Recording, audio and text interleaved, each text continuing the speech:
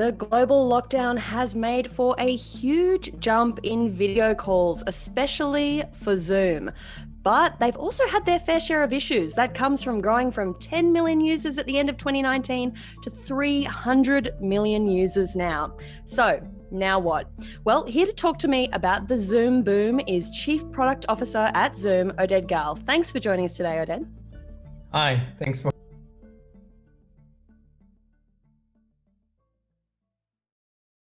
but it's seen a massive boom in your users. What's it been like to see that kind of growth at the company? Yeah, this is really something that has happened in the past 3 weeks or several weeks, and the product use cases have changed, as you can imagine, and we are kind of working very hard to make sure we adjust and address that change. And so what kind of trends are you seeing? Are you seeing that you're getting different kinds of users? Are you seeing longer average calls? Talk to me about how you've seen a shift in how people are using your product now that it's not just, say, business users. Yes, so we have built the product for business users in the sense that people that used us mostly for business meetings. And now the biggest change is that really people use it across the board for business usage, but also for personal use, for events, for family. And that's kind of across the board on different types of situations around, if you think about it, family events like weddings and even birthdays, and to some extent, situations that are not as happy, like funerals. So we see that across the board in terms of those consumer-based use cases. And so are people kind of staying on the product longer? I think personally, myself, I've been using Zoom to catch up with friends in Australia, and some of my calls have gone for an hour, 2 hours. I mean, that seems longer than the average business meeting. Yeah, I think what I can share from a statistics standpoint is that our meetings on weekends have increased 2,000%. So that's kind of a big change from our standpoint. Well, that obviously speaks to a massive shift in how people are using the service and what kinds of people are using. Did you anticipate, I suppose, when these lockdowns first started and we started to see this happening around the world, did you all get together and think, okay, we're going to see a massive boom in the number of users and how our product is used? Or has this even outstripped what you could have possibly anticipated? Yeah, it happened very fast, and we didn't anticipate it. So we kind of initially reacted to it, but I feel that now we're kind of more proactive about it and making sure that we address the situation and work closely on all those use cases to really make sure. And so if you kind of look back to when, say, we talked about that figure, 10 million users at the end of last year, as things started to ramp up in January and February, what was the mood at the company? Was it feeling frantic, or was it just we have to do this to meet the growth? Are you all sort of doing longer hours in those early months of the year? Yeah, we have this mission in the company to deliver happiness, and we really care deeply about our customers and about the community. So basically it was in line with that, and we felt we have a mission, and that the situation is getting, for many people severe, and people are kind of staying at home and really want to help them connect with each other. And so that was basically the same mission we had before, but more kind of accelerated, in the sense that we had to support more use cases around the same mission. Certainly. And you spoke a little bit about trends earlier. You've seen a 2,000% increase on weekends. Are you seeing particular parts of the world using the service more, or that you've had unexpected growth in places you didn't expect it? No, we're actually seeing it across the places in the world. And you can imagine that where people are more quarantined, you see it more, but that's kind of shifting and changing dynamically every day.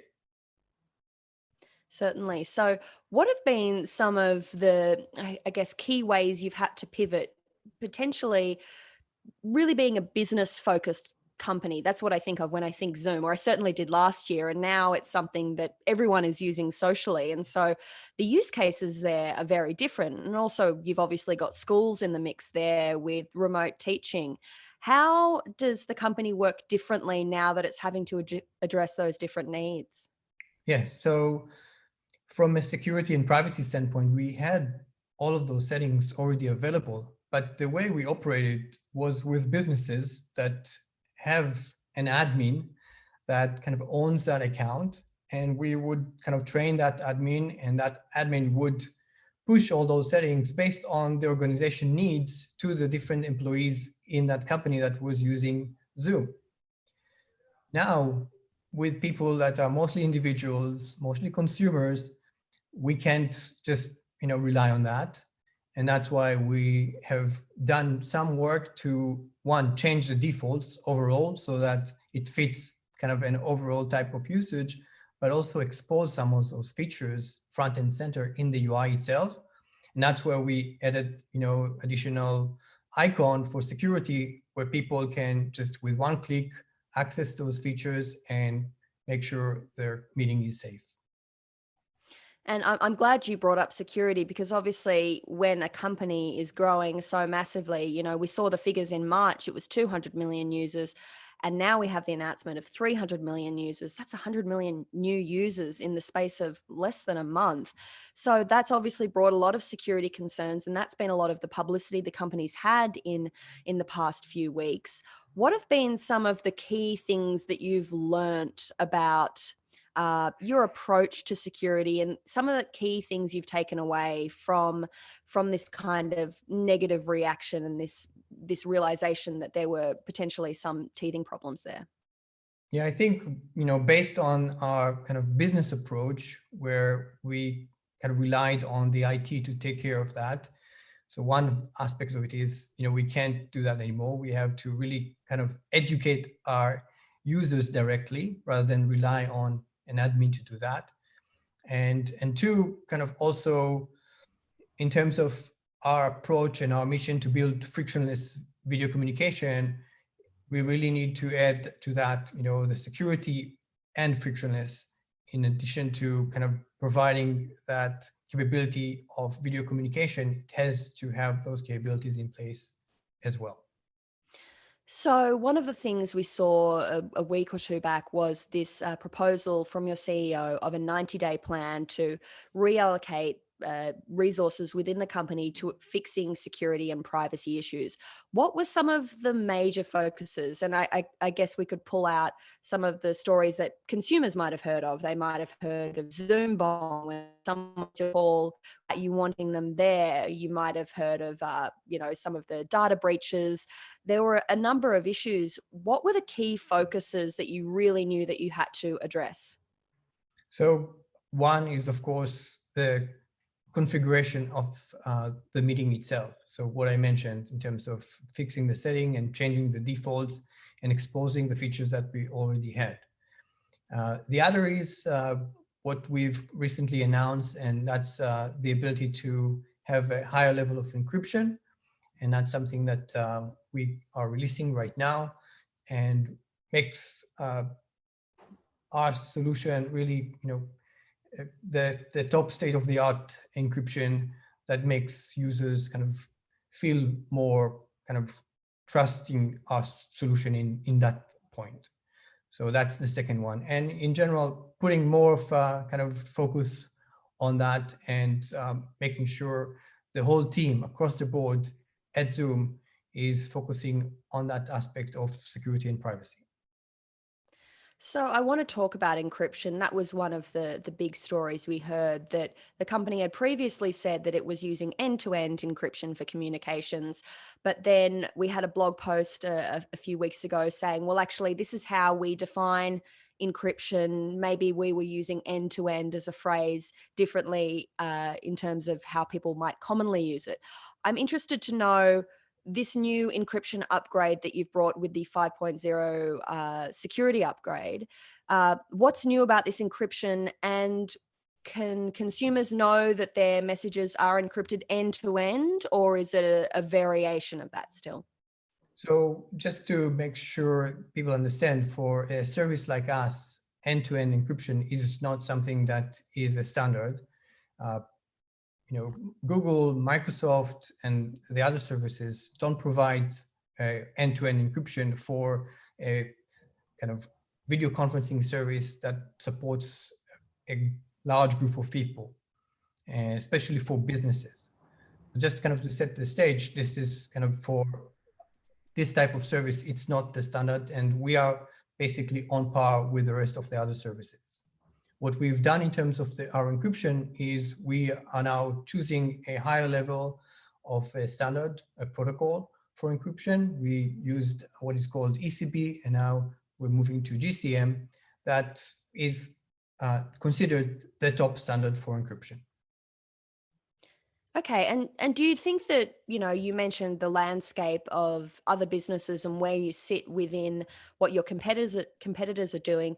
Do you think in terms of how regular consumers use tech, they hear constantly from the big tech brands that they know, Google and Apple you mentioned there, that they've come to have an expectation of a certain level of security, of encryption, and that even if it's not the standard across the business space, that maybe consumers might have a different expectation when they come to your product?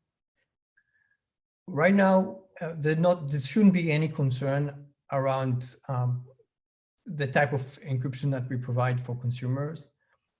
This is something that is a standard, and there shouldn't be any concern. Okay, so obviously you've had this massive growth and there's these issues that have come along with it. If you could look back where you are now to the company you were, say, at the start of the year when this pandemic was still, we didn't really know what was ahead of us, would there be any advice that you would give yourself or that you'd give the company standing where you are, talking to them a couple of months ago? I think in general, I just would like to say that from a company standpoint, we are still the same company. And if you can see, our mission, even before the situation, was really caring deeply about our users. And that is still going on. And that's what helps us deal with the situation and really drive our product and drive the company and drive the service to continue and support even in this new type of use cases that people are using us today. And we often hear this phrase in tech companies, the move fast and break things, that you have to move swiftly, and there might be some errors along the way, but ultimately you're going to achieve a great result. There's that concept over here. And then you've also got the concept, I guess, of, learning from your mistakes and having a bit of humility and putting your hand up and saying, we got that wrong. Where do you think that balance needs to be struck? Do you think you've struck that balance? And what advice would you give to the broader tech community about kind of owning up to your problems? Yeah, I think you're right. We do own the problem, and Eric has mentioned that he's taking full responsibility. But I think for us, it's less about changing things fast and breaking things and going back and fixing. It's more about how do we deal with consumers and end users rather than just businesses. Because businesses, when they use our service, would have that control and would be able to, for example, decide which client they release to their internal employees. We have a system that allows them to say, only this version can be rolled out internally to our employees. And that's how we allow those customers to control the change management of our product. What we've learned is, it's not applicable in this kind of situation. Yeah, certainly. I think it's interesting. A lot of families and a lot of people catching up with friends over Zoom. They don't exactly have a system admin in their house to fix all these problems for them. Exactly. So now that we're here and that you've got all these updates and you've sort of made some changes and moved quite swiftly by your account to kind of make corrections, for the average person who's using Zoom for their calls and maybe wasn't aware of all the features or kind of had a bit of a set in success, what are some of the things that they should be switching on now, and some of the security features that they should be utilizing now that these updates have happened?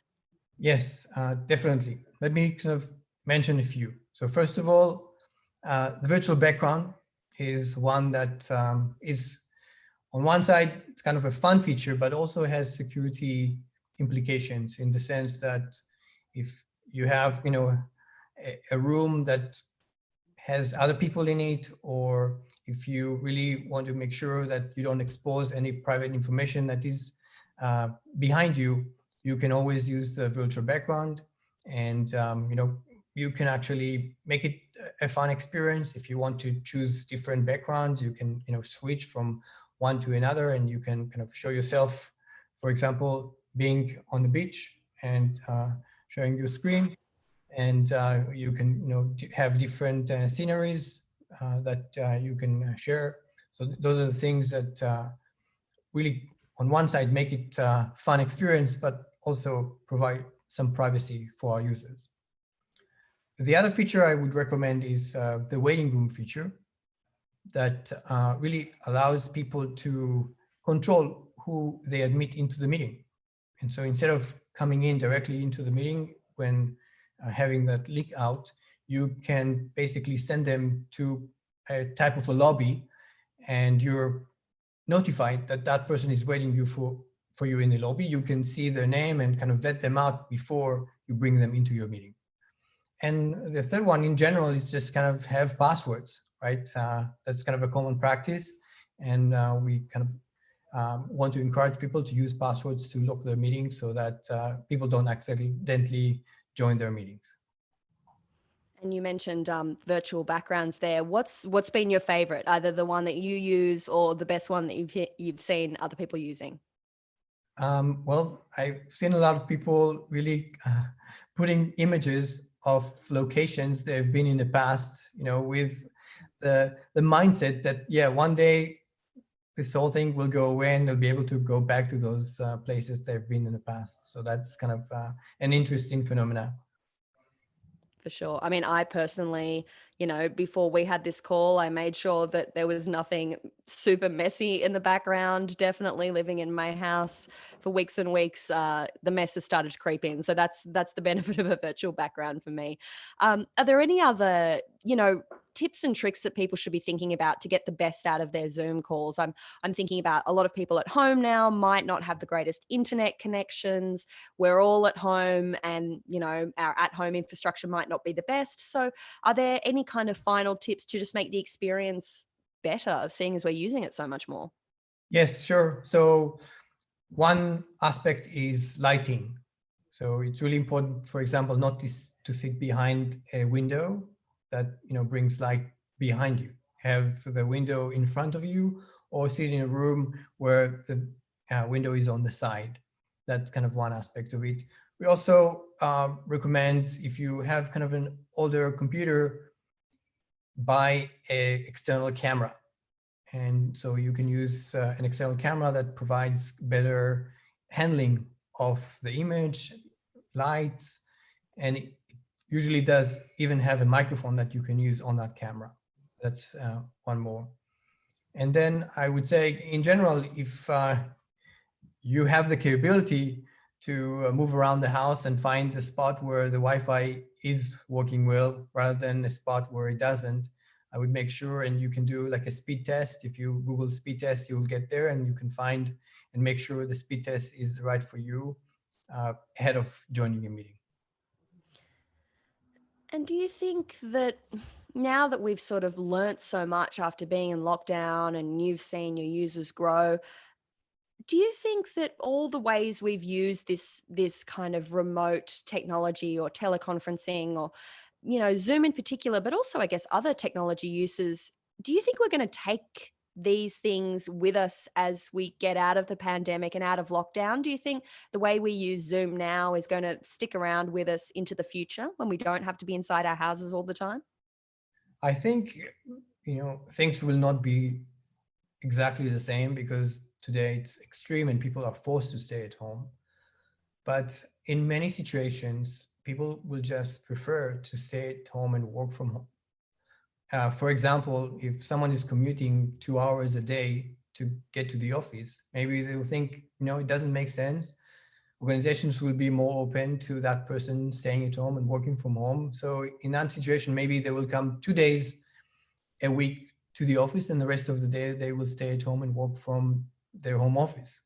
That kind of is one use case that I feel will happen.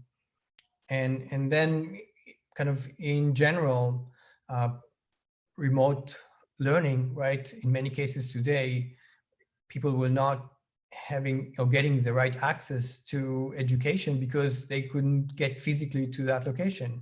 So in the future, organizations, like universities and schools, will be more open and more prepared for students learning from home. Well, I certainly know that I've appreciated it. Having just moved to this country, everyone suddenly jumping on video calling is very handy because it helps me stay in touch with my friends and family back home. So thank you so much for joining us. It makes a lot of sense for us to be doing this web call when we're all stuck at home. And it's great to hear some tips and what you guys are working on to make this experience better for everyone. So thanks again for joining us, Aded. Thank you for having me.